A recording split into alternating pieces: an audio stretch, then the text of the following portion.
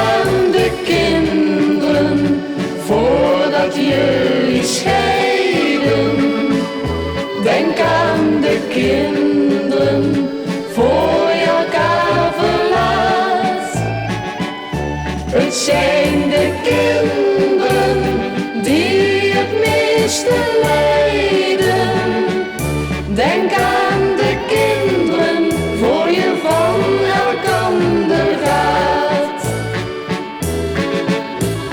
Echtscheiding is in de mode, beloften van eeuwige trouw. Vergeet men na enkele jaren, men neemt alles niet meer zo nauw. Maar de kleintjes die merken het wel, want voor hen wordt het leven een hel. Denk aan de kinderen voordat jullie scheiden. Denk aan de kinderen voor je elkaar verlaat.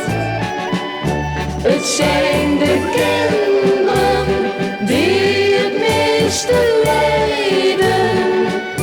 Denk aan de kinderen voor je van elkander gaat.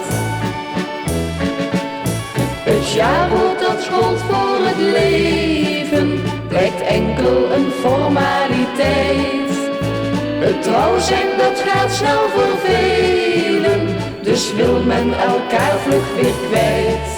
Maar de kleintjes vergeet hem toch niet en bespaar ze veel leed en verdriet. Denk aan de kinderen voordat jullie scheiden. Denk aan de kinderen voor je elkaar verlaat. Het zijn de kinderen die het meeste lijden.